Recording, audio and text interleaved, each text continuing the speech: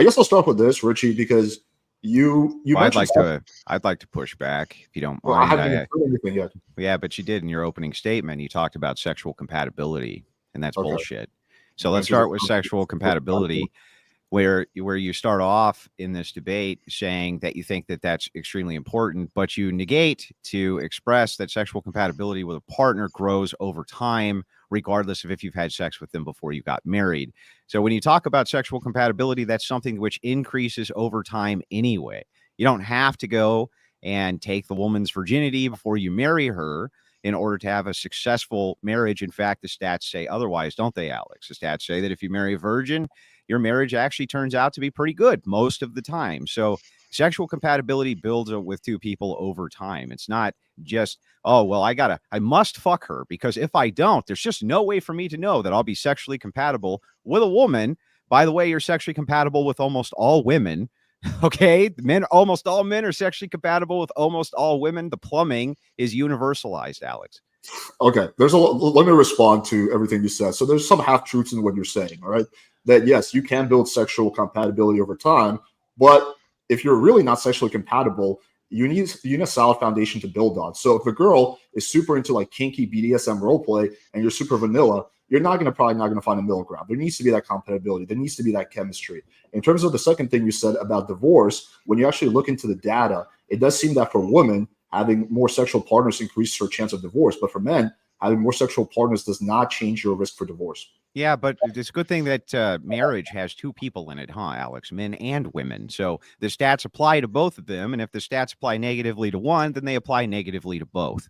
That's Well, one. no, because we're giving Yeah. advice to men, not to women. Yeah, well, but the advice to men is still going to focus around, if they're married, the same advice you'd give to women, because a marriage takes a man and a woman, last time I checked, Alex. So that's the first thing. And then the second thing, when you're talking about, again, sexual compatibility, if this is all porn degen brain coming out of your mouth, well, what if I'm into kinky shit? Well, if you weren't inundated with pornography being directly beamed into your fucking skull 24 hours a day, likely you would not be into all that BDSM shit. This seems like someone who's never really had good sex, thinking that he knows a lot about sex. Oh, gee, that's a great burn. I've got Hey, a great picture. burn. Yeah, Sounds like sweet. somebody who hasn't had a lot of sex. Sweet. Alex, Sweet The dick. idea Alex, that Alex, stop. there's no such thing as sexual Here, compatibility. I know that you're a degen, so we have to do this. I'll just do it right off the bat. I've had sex almost every day of my life for 16 fucking years straight, including before marriage.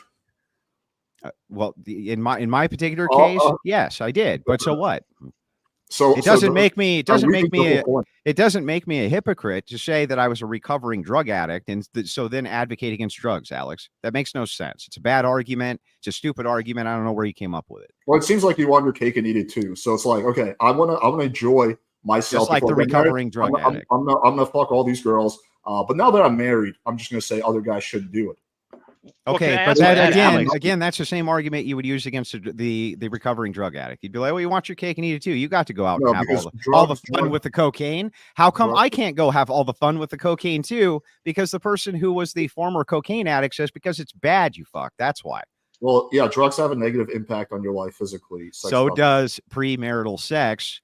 How? And there's no doubt that that's true. Well, we can go over all of them. We've already discussed STD rates. When you're talking about STDs, these are things which you just shrug off and pretend they don't even exist. Yes, that they're no big deal. Andrew, there's things called condoms. You put them on your dick and they prevent you from getting STDs. They're not 100% effective. That's the one thing. And you yourself have admitted that you've contracted STDs, even though you wear condoms. Well, this was before I started wearing condoms. This was when I was like in my mid-20s. Oh, right. Just post that. No guys are getting work, bro. Yeah, right. No guys are getting any STDs, even though they're still they are, even though they're wearing condoms. Do you think that now, really, is STDs? It's really rare that someone puts a condom on properly and then they still get an STD. That's okay, Alex. Not as much chance of that as you do by getting hit by a car. Okay, Alex. You're going to drive to work, even though there's a chance a drunk driver can kill you. I'll demonstrate this. You're going to wear a seatbelt to minimize. I'll just demonstrate it. You're not going to drink. You're going to take reasonable precautions. But if you're someone who's really paranoid, you could also get an STD test before you have sex. I'll demonstrate it, Alex. If you can right now, would you say that STDs are on the rise or on the decline? I believe they're on the rise. Last time I checked, they're on the rise. And so the thing is, though, is that the amount of training given to children now for how to protect themselves from STD is at an all-time high. So people know what protects them from STDs, and condom use and birth control. All of these things are also used more than they ever have been in history, yet STDs are still increasing. So okay. People know that exercise is more important than ever. We have enough information on that. Yet most of the country doesn't exercise. We know bad food isn't good for you. Yet a lot of people eat fast food. And the problem is that most of those guys, they're just not wearing the condoms, right? You can give people all the information in the world, but if you're not going to utilize that information, it's not going to help them, right? You can talk about any kind of epidemic, STDs, drug use, obesity, all of that is on the rise, even though we have more information than ever. I think that's a bit of a symptom of the pornography, basically. Like why is it acceptable to have having all these multiple partners? Increasingly, you have young women doing OnlyFans, doing like hyper degraded things because that's what gets them attention. But you had said earlier, it's like I believe Marcus did that. We want to have multiple sexual partners because we want to make sure we're sexually compatible before marriage. But wouldn't that also ultimately tend to lead to more and more depraved sex? No, I don't think so. My sexual preferences have been pretty stable for the last 10 years. I don't escalate in. What do you mean by depraved sex? Yeah. Maybe that's a bad word for you guys because I don't want to do the whole theocratic thing, but more and more deranged thing. Like so naturally, men have this impulse to have sex with women. Men don't naturally have an impulse to have sex with their anuses, for instance, right? But because it's like promoted and you got a girl that's into it, maybe you think that like it just. Oh, well, I don't know, because I this girl loves giving me hickeys on my left eyelid, or like whatever it is, right? Like just it needs to have more and more of a sensationalist appeal because your ultimate goal effectively is hedonism. The pleasure that you are obtaining is the goal. Richie, but you would agree that people hundreds of years ago had kinks, right? Or you would disagree? Yeah, where do you think these kinks come from? Not to the same degree. We know for sure what pornography, Marcus, does to your brain. We know that it desensitizes you just like exposure to violence does. Overt exposure to violence will desensitize you to violent actions the same way that pornography desensitizes you when it comes to being able to sexually orgasm, among other things. And just like all forms of dopamine hits to your brain, you constantly need to graduate higher and higher and higher in order to receive the same amount of dopamine. Men were not reporting sexual dissatisfactions or women at the same exact rates, not even close.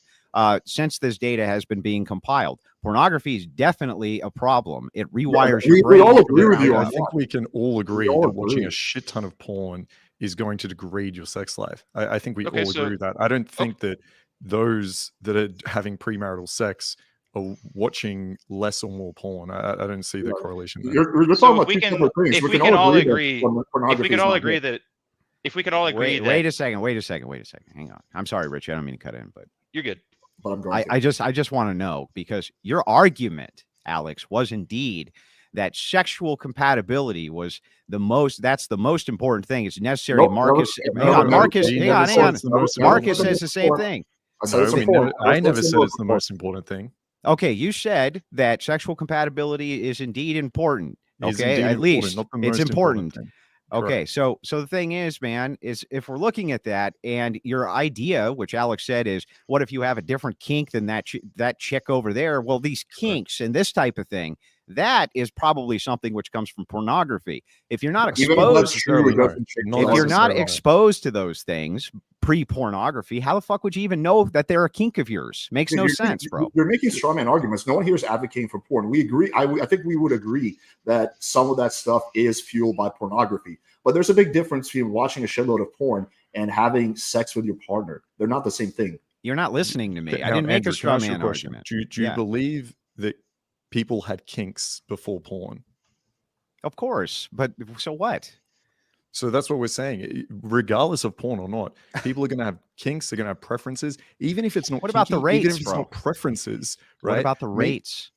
But that's not. No one's arguing with you against that. It's a little bit of a red herring. Like, let's say not a red herring. It is, because we're all agreeing with you that porn is fucking shit up in general. But okay, but not really, because your sexual compatibility argument is to say you're putting the cart before the horse. You're saying, listen, what if you have all these weird, funky fucking kinks, and most of the time you wouldn't even know that those kinks existed if you didn't have access to the pornography showing you those things to begin with. I think yeah, precisely. Like imagine like there was like a town if you- harlot in Rome that was like running around licking people's buttholes, and everybody. Well, first of all, they did all some guys kinds of were into it, right? It's like they did all kinds of fucked up shit in Rome and Greece. They were fucking like little right. Just as an example, right? Like I don't know, maybe there's a town harlot or like an oracle told them that whatever. I mean, right? they were doing. I think they were doing more fucked up shit in like ancient Greece than we do now. But yeah, I understand. I don't think that the average person was actually doing mega fucked up shit, because a man's sexual drive that they were made love to. A man's sexual drive is inherent in his biology. It's something that we were gifted and cursed with. Like that's how we make babies, right? It's what makes us. It's what motivates us to do the right thing. Like it's in our DNA. Licking buttholes is not. All right. Like that's something that somebody was like got into and like told other people about. Like Ashley begs to disagree.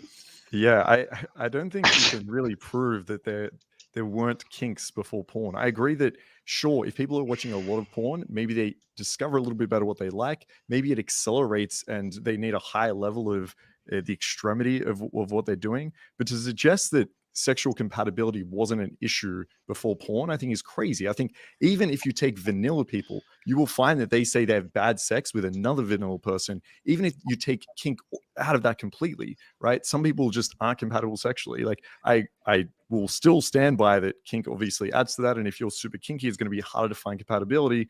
But to suggest that everyone is compatible with everyone else, and the only reason they're not is because porn came about, I think is like ridiculous. Well, then, Marcus, why don't you explain to me, if sexual compatibility was such an issue, how come the divorce rates were pretty much non-existent inside of this nation for about 200 years? Religion, social stigma. Yeah, exactly. I think so. I guess sexual. Well, wait. So I guess sexual compatibility was not such a highly important thing in comparison to your religious convictions or duties. But a lot of those people were unhappily married. That's the thing. Exactly. Prove it. Prove it. Prove that they were unhappily married. You son of a bitch. You have no evidence for that. Prove that they were happily married. It's your assertion. It's your assertion. Happily married. It's your assertion. You have to prove it. In the 60s or 50s, there's an epidemic of a bunch of housewives taking insane amounts of drugs because they're so depressed. No, there wasn't an epidemic of it. That's a lie. There's an epidemic of it now. There is now. Yeah, there sure is. But that's the question. Let Marcus answer the question, please. Thanks. Yeah. So what you're telling me essentially is the only difference between now and I think you said 200 years ago or whenever it was. The only difference is that people are having premarital sex, and that's why everything is fucked up now. Is that what you're trying to say? This is one of those like Kathy moments with Jordan Peterson. And even though I hate that Spurg, you're just trying to rephrase what it was that I was saying. What I'm saying is that there are many factors, but pornography absolutely accelerates them. But when you're considering, I mean, we would have to make this a way longer debate to talk about women's rights and all this stuff and like how it's like sort of been subverted. But I'm really more strictly concerned with the prevalence or the acceptance of casual flings of sexual intercourse before marriage, the body counts. So for instance, the marriage rates in 1980, according to the U.S. Census Bureau, 60% of women were married at least one time, or they had their first marriage by the time they were 23. In 2015, almost a decade ago, this is before OnlyFans, it was 31 before they were first married. That's not even like children. That's like married, right? This is, if you both agree that marriage is conducive to raising healthy children, we have a lot more going on than just the pornography. Like this sex before marriage thing is a really big deal. Well, Richie, you're actually agreeing with us. You're saying there's a lot more to it than pornography, and I agree. I would pose this hypothetical. Let's say nobody disagreed, but let's say we take a man and a woman. Neither one of them watches porn, and the man is into some real fucking kinky shit. He just likes to be super dominant. He likes to be violent or not sexually violent, whatever. And the girl is super vanilla. She just likes to lay there and do nothing. Do you think those two are going to work out? Do you think that's first common? of all? Yeah, that is actually fairly common. Yeah. First of all, vanilla was actually an extravagant flavor. This is another assertion without evidence. Show me that it's common.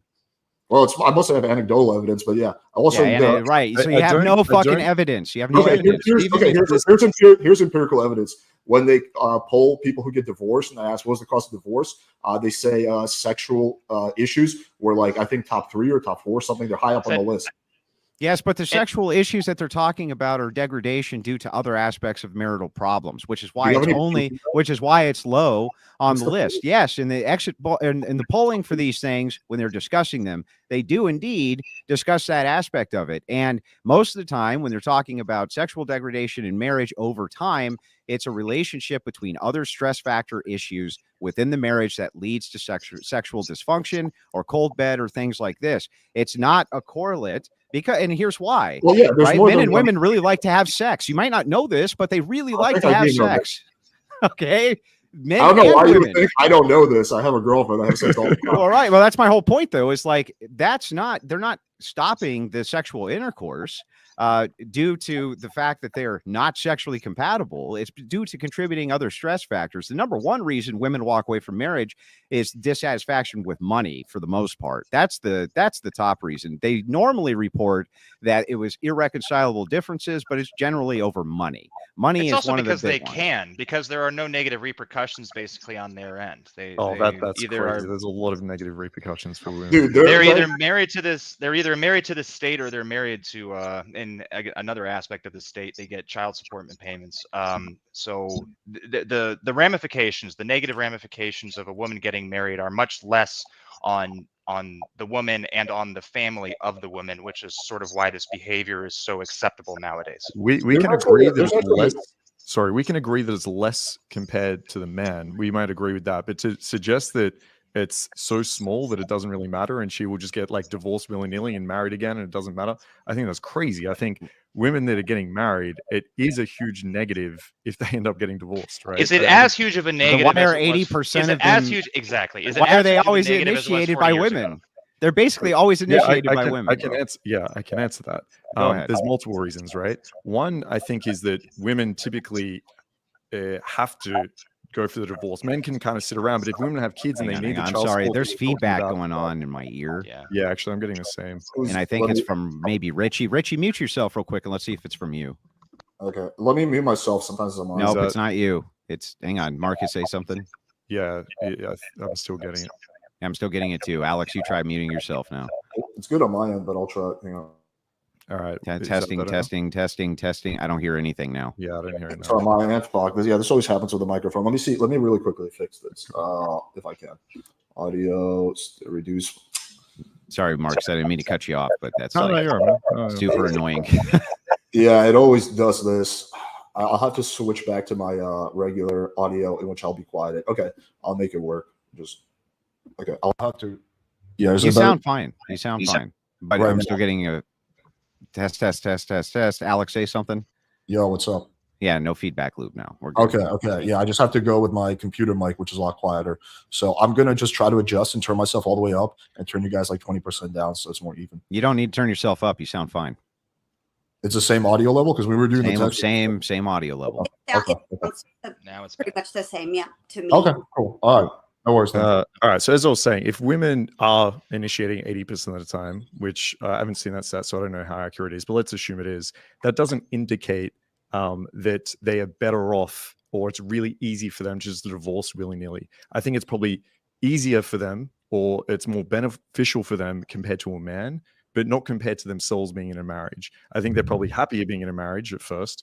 And so I think that's the first thing. The second thing is the reason it's probably a little bit higher is that if you do split, women need to get a divorce for that child support, right? Whereas men can kind of just sit around and it's not a big issue or not a big rush for them. So I think that's probably the biggest reason it's happening. But either way, even if we do, I kind of do agree with you that it's a lot easier for a woman to get a divorce than a man, I still don't think there's a huge initiative for women and a huge incentive for them to be like, you know what, I think I'm just going to be happier marrying than divorce next year and marry again and divorce. I think that's crazy. Marcus, remember what I said when we did our call about the redirecting?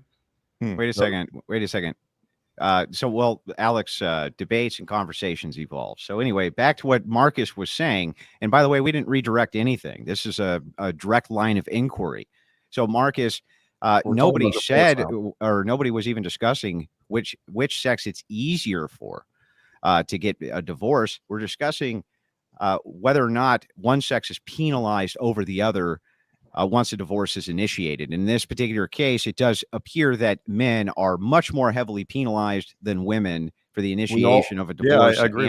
We all agree. Yeah, So how's that? So hang on. So how's that not an incentive for them to get a divorce? Then it's not an incentive.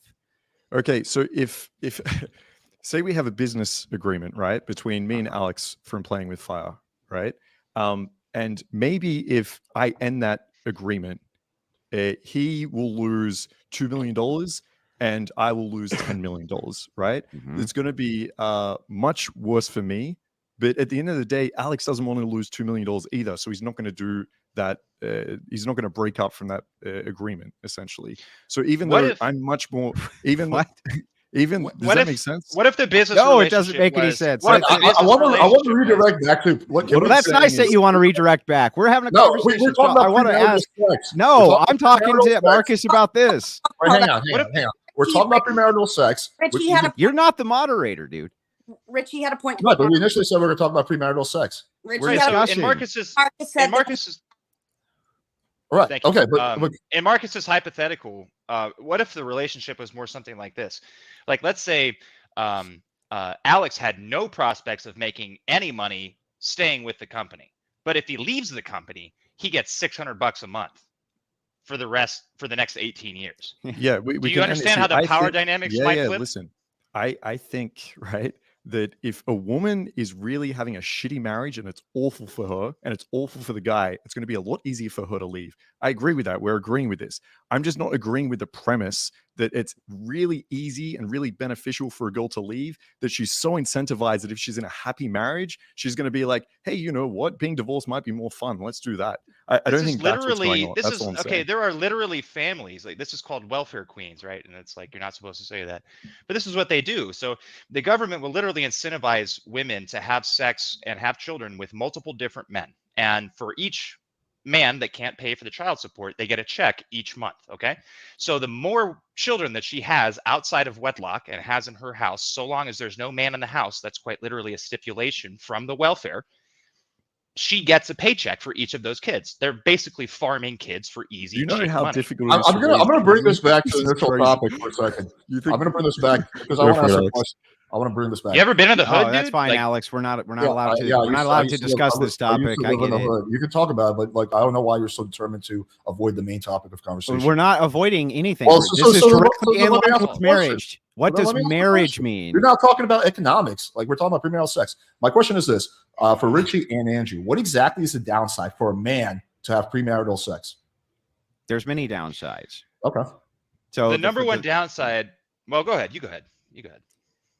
So the first downside for a man to have premarital sex, of course, is STDs. Now you can point and say, but wait a second, some of these things are avoidable, right? Some of these issues are avoidable because, in modernity, we have condoms and prophylactics and things like this, but this was not always the case.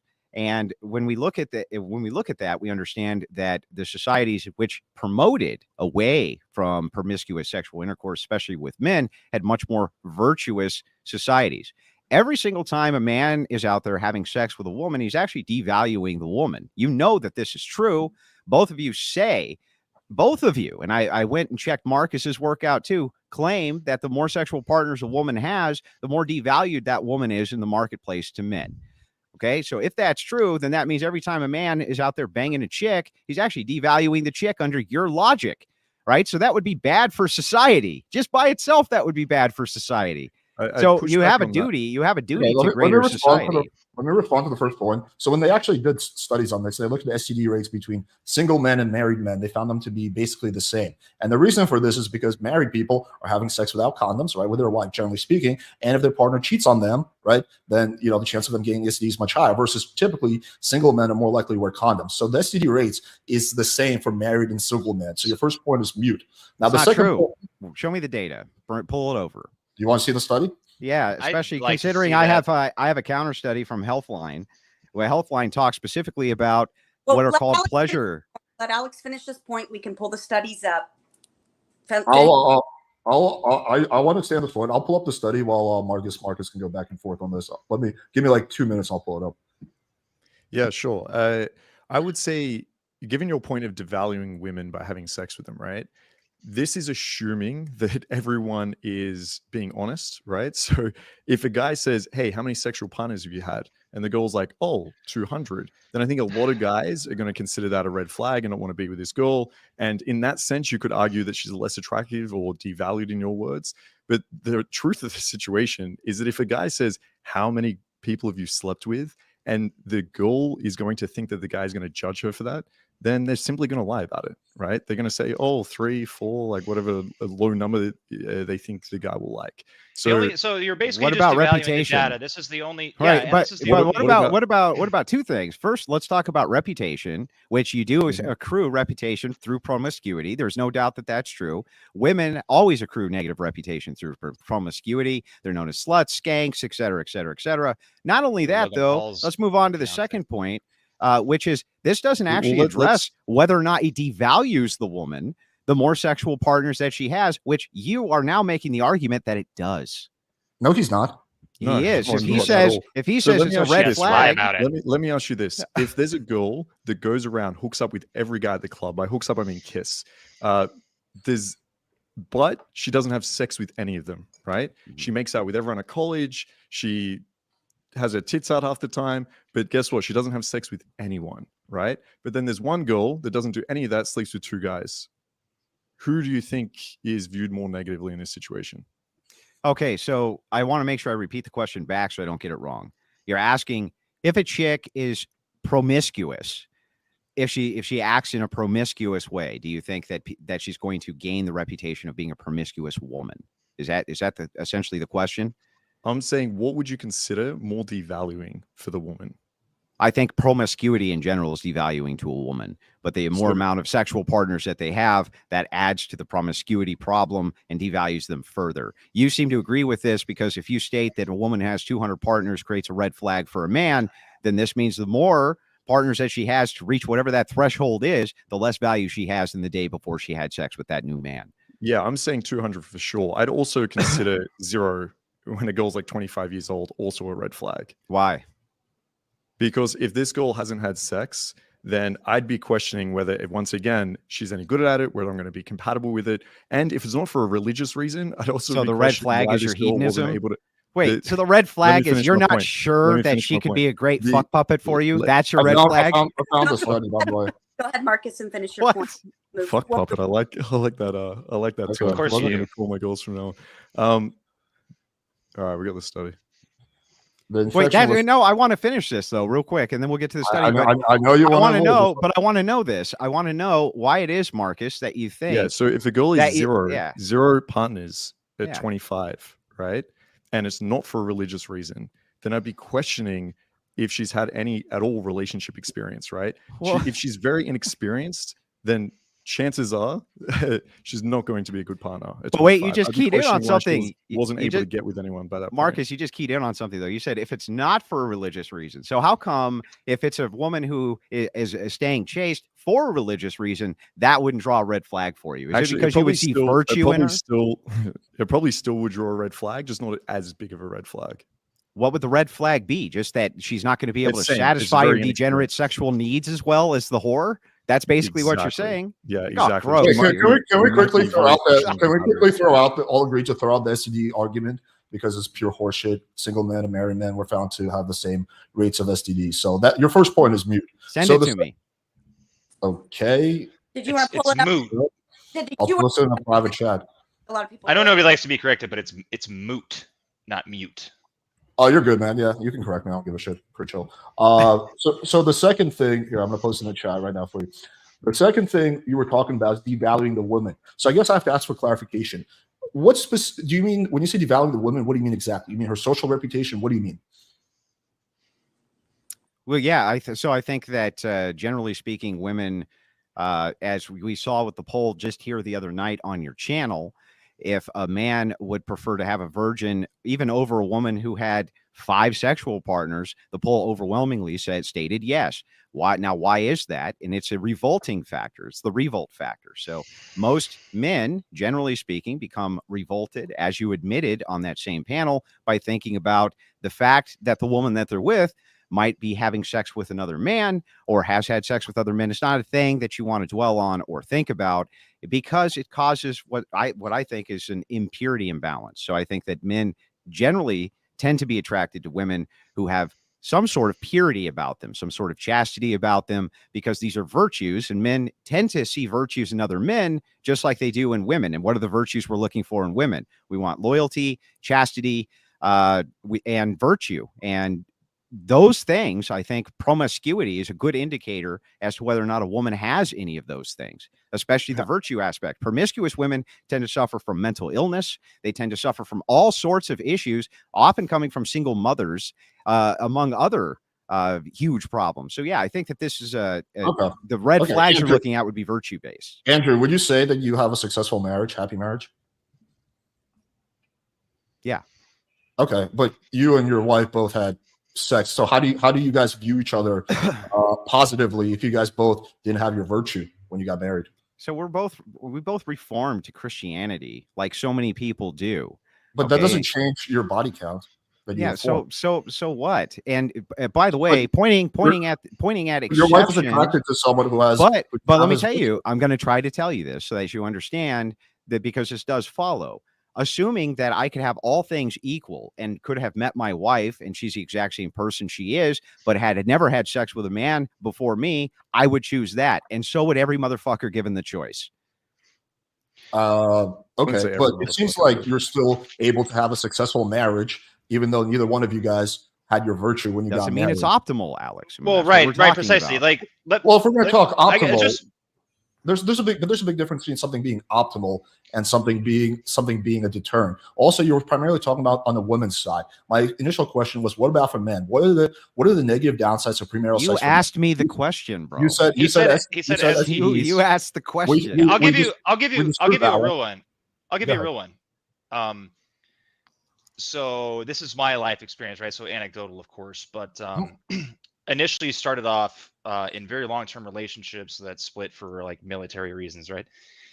And after that, I sort of got jaded and became agnostic and just became one of you guys, right? And I was just smashing anything that past me, and I'll tell you what it leads to. It leads to zero fulfillment, basically. Like if your life is surrounded by satisfying your own carnal pleasures, you become hollowed out inside it. I don't care if you're religious or not. You eventually become very jaded about how the world works, about how women function. You stop looking at them as people with like a totally different perspective on life, and you start looking at them as objects, right? And I mean, they are. I'm just kidding. But the the reality is like it's unfulfilling, and the only way that I can see to feel like connected to any sense of I don't want to do the theologic thing, but any like soul, right? Like any like I'm doing the right thing. I have a purpose in life. Is really like serving other people, and you're not serving other people by constantly just finding the next hot piece of ass to smash. It doesn't. It's detrimental to your well-being long term. Look at Richard, but I can tell you there's a lot of married and former married men who are also super bitter towards women. So I'm not gonna disagree with the fact that there's some single men who live unfulfilling lives who are not happy, but that also happens with married men and formerly married men. In fact, I think that guys who have a unhappy marriage are probably going to be the most bitter and resentful. Right, but this is like the Naxalt argument, right? Like not all X are like that. Right. It's like, okay, what are the outliers here? Yeah, well, right. Let's not focus on the outliers then for a second, right? Because we've been talking about like very promiscuous women. What if we're just talking about, say, Richie, instead of going through that phase where you were just fucking around, you were just trying to get laid, there was zero fulfillment. Let's say you weren't doing that. Let's say you were actually looking for a partner. And let's say you met someone, you've been dating him for a couple of months, it's going really well. This is someone you can see yourself with, and then you have sex, right? My argument there would be, that's not that bad. You find out if you're compatible or not. If it doesn't work out, then it's fine. Like there's a big difference between someone being like super promiscuous, a girl sleeping with like 200 people, as opposed to a girl actually just looking to find a partner in a 6-month relationship. And then sure. But we're not arguing about like what's possible. We're arguing about what's preferable and optimal. Okay. Let me pose this question: Would you guys both agree that alcohol is okay in moderation? Yeah. Sure. Yeah, it's not optimal that you guys drink alcohol, right? But it's not a big deal in moderation. But if you guys were drunks who are getting wasted every night, then that would not be the same. That would be a massive negative, both in terms of social repercussions and otherwise. Well, wait so a why second, sex, Alex. So why are is you saying sex- wait? why is sex any different? Well, this Like- is actually a wonderful question. So are you saying that's Alright, optimal that nobody drink alcohol? Yeah. Okay, well then you've just made our argument for us. Well, in this I'd debate. actually just You just made our argument for us, How bro. did I make your argument for you? Because we were just getting done telling you we're talking about what's optimal, especially inside of marriage. And so when you're talking about promiscuity, especially on the promiscuous end, you're saying, hey, wait a second, right? If promiscuity done in moderation, that's not a huge problem. But is it optimal that there's no promiscuity? Under your logic, No, what you just said with alcohol, that would be You optimal. completely misinterpreted what I said. I was trying Oh, to I draw attention to the fact that things can be okay in moderation and not have any deterrence, but when overdone are bad. You Andrew constantly choose to indulge in alcohol, which is fine, right? But but then you're also virtue signaling, saying like, "Oh, premarital sex so bad, you got to be optimal." But you choose to live your life in a very non-optimal way, and I would say alcohol is much worse for you than premarital sex. Even if Look, I had a house filled to the brim with wall-to-wall prostitutes and one was hanging from the ceiling right now, that would have no bearing on whether or not my arguments were true or not, Alex. Hold on, I kind of think it would. I kind of think it would. Here's the thing: you don't take diet advice from fat people, right? Okay, Alex, so just to clarify, when you made the comment about things being good or bad versus like in reference to moderation, right? You weren't referring to sex in itself and that you think in moderation it's good or bad. You were just trying to attack one of Andrew's arguments from his point of view. So you're not conceding that point of view. Yeah, but I rolled it back. I think Andrew knew that, but he thought he could get a dunk on me. But yeah, I did because under your logic, my core argument is that premarital sex in moderation is a good thing. Oh, okay. So then alcohol, so drinking alcohol in moderation is a good thing. What's in moderation? It's not an analogy. Oh, wait, if it's not analogous, hang on. If it's not analogous, then why did you bring it up as an example, Alex? Because I was talking about extremes. Yeah. Well, wait, I thought it's not analogous 5 minutes ago. Now it's analogous. Now it's not analogous. Is it analogous or isn't it? You want to choose if you want. No, he needs to answer my question, Marcus. Is it analogous or isn't it? I can answer any question I want, so I don't need to do anything. But I will. So you're not going to answer. So answer it. I'm about to. If you just like don't talk for 10 seconds, I can answer the question. Yeah. Are you done? Can I answer, or you want to go ahead? Okay. So the point I was trying to make is about how things that are in moderation not have a social deterrent effect, right? So for you, drinking in moderation does not have a social deterrent effect. However, alcohol has negative physical qualities, which makes it better that you don't drink. Sex in moderation doesn't have a negative social negative effect. In extremes, if your body count, if your body count is like 300, then yes, I will agree that there's a negative social effect. But in moderation, it does not, similar to alcohol. However, sex doesn't have any negative physical issues. Hence, the second part of that doesn't apply. Do you understand? So I just want to make sure I get this clear. Okay. When you brought up the example of alcohol and you said to me, Andrew, if you drink alcohol to excess, is that a problem? And I said, yes. And Richie said, yes. Okay. And then you said, what about moderation? We said, no. And you said, so the same thing happens with sex. I asked you, okay, well then is it optimal to have no alcohol? You said, yes. So if it's analogous to that, then my counterexample is also analogous, and you are conceding that it would be optimal then. Do you understand that? I am absolutely 100% not conceding that. I don't know if you're doing this on purpose or not, and maybe I'm not explaining myself correctly. I am doing it on purpose. It's good for you. I was purely talking about social repercussions, social image. With alcohol in any amount is bad for you physically. Sex is not bad for you physically. Alcohol in any amount is not bad for you physically. That's a lie. Okay, I completely disagree with you on that, but the whole point of an analogy is that you're comparing one part of it, not saying that it's the exact same thing. Yeah, I'm not saying everything's alcohol, and then instead of talking about the analogies are a bad you're talking about the health effects. Well, you can't bring something up, and then when I give you the counterexample to the thing you considered analogous 2 seconds ago, and then turn it around on you, saying it's no longer analogous. That's absurd. So there's multiple. Oh my god, this is so crazy. There's multiple.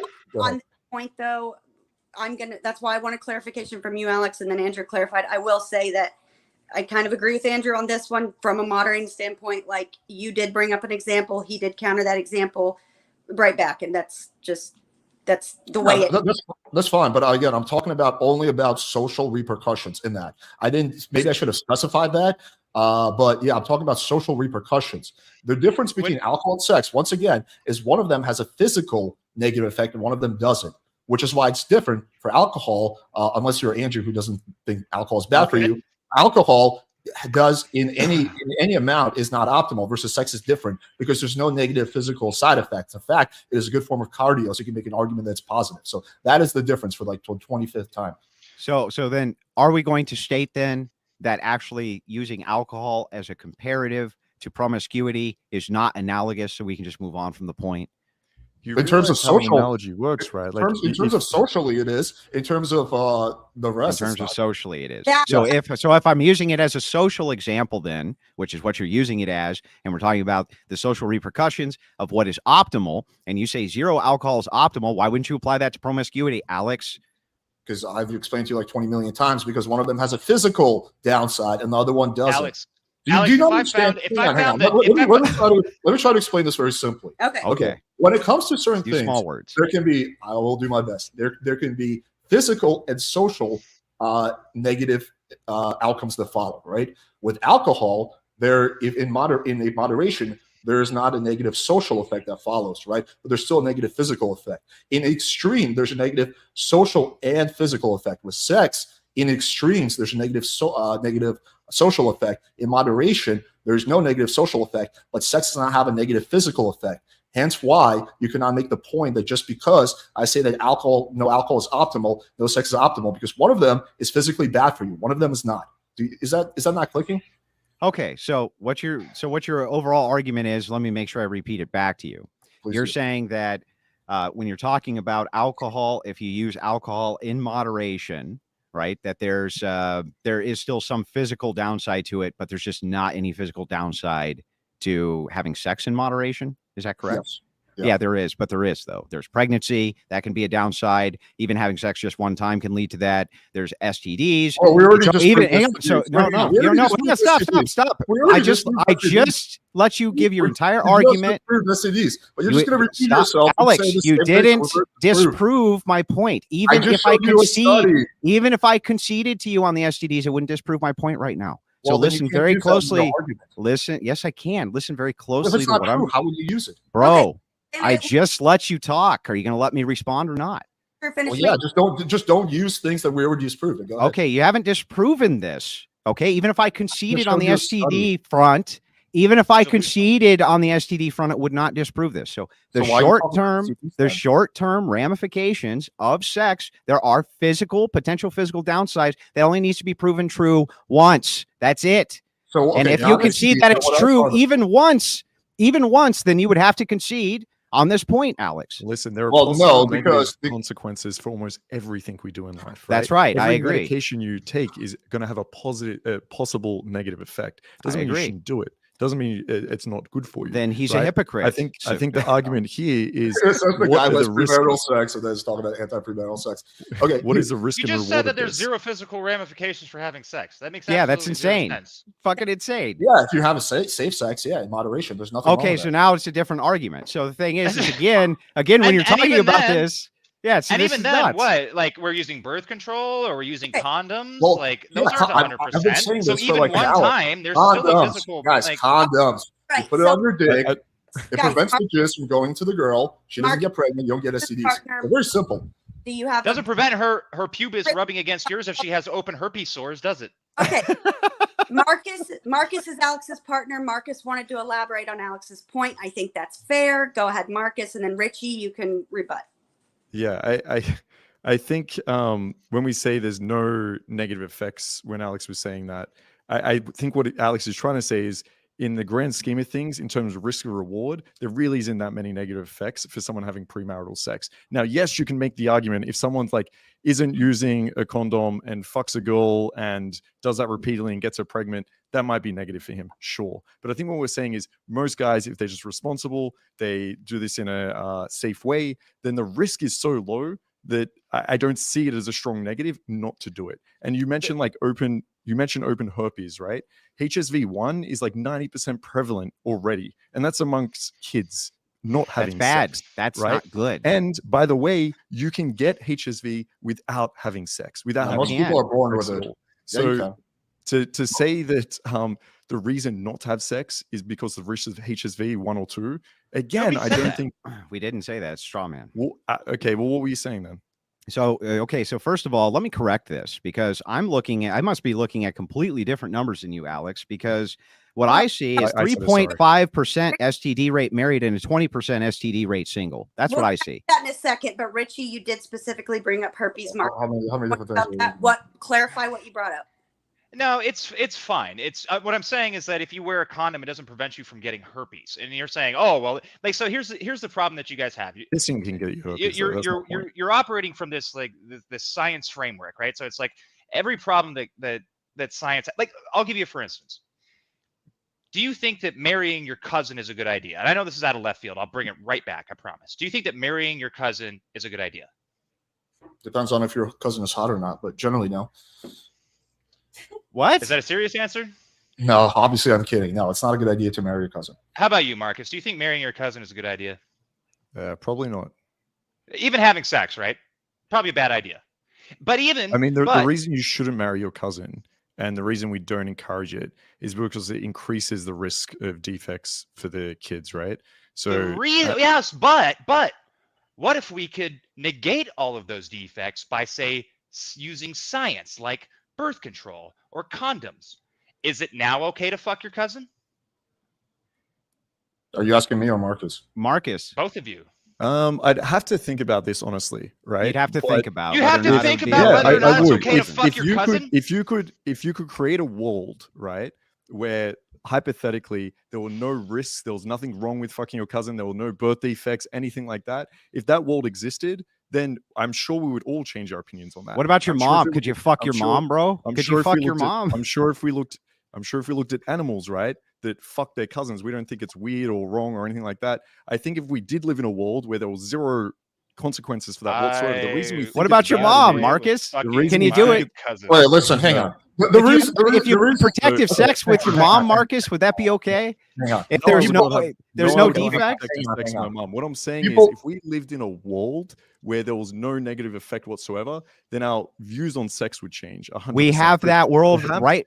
If you look in the Middle East, a lot of people actually set up marriages with their cousins. It's actually very common. And India, China, bad. But Pakistan. I would say bad effects. I would say I'm against that because of the risk of the defects to the kids. But my point is, in a different culture, in a different world, in a different environment, our views on what is right and wrong is going to change depending on that. Okay, now, so Marcus, what are your views? We're all going to have this visceral. Well, he already outlined his view is he's not pro marrying your cousin. But yeah, like lawyer. Yeah, but what about fucking your mom? What about fucking your mom? Yeah, what about that? We're both going to say no to that. Why? Yeah, exactly. Why?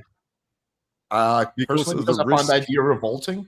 Yeah. Because it's so if it's revolting, that should be a policy prescription for people. That's the thing you advocate against, is whether or not it's revolting. It's like, should I be able to discriminate against homosexuals because I find it revolting? You asked, would we? Andrew, why do you think it's wrong? Because you're very interested in it, and we said it's revolting. I want to hear your answer on this. Because I have biblical grounding from God, which states that it's emphatically wrong to have sex with your mom. Do you need God to tell you not to fuck your mom? Do I need God? Do I need to have grounding for an argument? Yes, I have to have grounding for an argument. You can't even say whether or not we should be able to fuck our cousins. So can you fuck your second cousin? Very clearly. Okay. Yeah. Wait, you literally need religion to figure out that you should not fuck your mom? No, do I need to have grounding for an argument? Yes, I do, Alex. Isn't that insane? But back to Marcus, I am wondering. You don't need religion to know not to fuck your mom. You guys are just spurgy. You won't even let us follow up on the question. No, let us follow up on our question. Shut up, Alex. We're not done following up on our question. Before you got Alex, stop trying to bulldoze me. It's not going to work. Alex, it's not going to work. We're not done with our inquiry. We're not done with our inquiry, Alex. Stop trying to bulldoze, Alex. Stop spurging, Alex. Stop. before you Stop discovered spurging, religion, Alex. We're not done with would our you line have of fucked inquiry. your mom? You're obfuscating, Would Alex. you have fucked your You're mom? just before obfuscating. You're you obfuscating. discovered religion. There's Oh, only your so much mic's I can. Would cutting you out. have fucked your mom before you discovered religion? You're obfuscating. Just answer the question. I'll answer it as soon as we're done with our line of inquiry. I promise. So back to where we were asking. For 10 minutes now. And so have you. And I answered all of them. I'm just asking a follow-up question. All right, Richie had a question about fucking cousins. I get it. It's very important. Marcus started to answer it. In a perfect world where we couldn't get our cousins pregnant and have defected babies, then maybe we would all feel differently. Now, Richie, you said you would bring it back. You promised you would. Bring it back, baby. Let's go. That's literally what I was bringing you back to. Okay. Well, then Is sexual morality like? Okay, so if your argument is basically, it doesn't really matter. There's no negative ramifications for the man. I would argue that there absolutely are negative ramifications for the women. There are also the men, but less so. If we're making these women less valuable, like there is a good person undertone, like whatever you can think, like, oh, there's live free, all this shit, and it's like, okay, well, how far do you really take that? If you can fuck your cousin and not get her pregnant, can you fuck your cousin? You said, oh, well, maybe in Pakistan it's a good idea. Well, that's a fucking obviously terrible idea. But that's literally what Marcus said. In different parts of the world, that's fucking not, your cousin. that's not exactly what I said. What I said is all our views might change on what is moral or immoral, what is correct, what is incorrect, if we lived in a completely different world where there was no consequence of fucking your cousin. Because that's probably where it came from, is defective children. Because a lot of people were fucking their family in the past, right? It actually came from the Catholic Church. So I think that is probably the reason, definitely for me, that I would encourage people not to fuck their family, right? Okay, so that doesn't follow, Marcus, and here's why. I get a question in, here's why that doesn't follow. I just want to finish this up, and then you can ask me whatever you want, Alex. Okay, go ahead. So, Marcus, if that's true, if all you're worried about is the negative ramifications, then if you had a mom who was completely sterile and was tested to have no STDs, so she could not breed, what would be your justification or problem with her son having sexual intercourse with her, Marcus? Because that is the world that you're envisioning right now, where you say that, hey, if these things weren't present, if these issues weren't present, and in that case they're not present, why would that be problematic from your worldview? I'm not envisioning a world where one parent couldn't, right? I'm not envisioning a world where, okay, right now we live in the exact same place, but hey, guess what, Andrew? Your mom can't have a baby, so go fuck her, right? I'm saying our moral decisions come from this world that we live in. So we lived in a completely different world where we'd fuck people by slapping hands like this, and that you could fuck family without any. You're not answering my question, you had like Marcus. 4 years, then maybe we'd think differently. What's the problem with it from your worldview? I think you should have a whole standard set, whether one individual can or cannot have sex or not. You have a complete prescription for you don't fuck your family because there's risk of having. We've taken the risk off the table. Actually, can I get a question in? Not for everyone else. Why can't we finish our exchange and then you can get the question? I just answered it for one. Okay, so why is it those risks are off the table? That's okay. So that's why we say, right, drugs. A lot of drugs are illegal. Yeah. So in Australia, you can't smoke weed. Now, in America, you can. If I'm in Australia and I'm like, look, I'm responsible with my weed, right? I can smoke weed. There's no negative ramifications to me. I live a happy life. Weed actually helps me a little bit, right? That doesn't mean that I can do it. And that doesn't mean that I would say that I'm allowed to do it. So that still doesn't. This still does not answer the question, Marcus. Okay, I just answered the question. Maybe Alex can clarify. Yeah, first. I have a question that's very related to this. Andrew, before you discovered religion, you would have been open to fucking your mom? I've always been religious. Didn't you say that you were kind of you fucked a bunch of girls and then you kind of reconnected with God? Mm-hmm. Yeah, but even then, inside the framework of the religion that I had within Protestantism, they said no. That was not appropriate. So, Andrew, do you think if you didn't have religion, you would have been open to fucking your mom? Well, I think that there's also a secondary factor here, which is that there is a natural repellent inside of people when it comes to family sex. Which is exactly what I said. But hang on. Even if such a thing does exist, that has nothing to do with the moral justification, Alex. You're not sure if it exists. Like you're like maybe it does, maybe it doesn't. Really? For some people it does, and in some it doesn't. There's another. For what percentage of people do you think? I'll explain. There's another phenomenon which was coined. I'm trying to think of what the name is, but it's when mothers and sons have been departed, especially since birth. I think it's called like sudden something attraction. I don't remember what the exact terminology was, but it's like sudden or SFD or something like this, sudden family attraction. And it's for family members who have been displaced for X amount of time. And once they meet up again, there's like insane sexual attraction, which happens. Now, this is rare. It's not something that's a common occurrence, but there are, of course, exceptions within the framework of those rules. So if this is true, and there are exceptions within the biological nature of people to create exceptions from the revolting nature that people generally feel towards family sex, then we still need to have moral justifications for these or why this thing is bad, which is what me and Richie are trying to get to the heart of.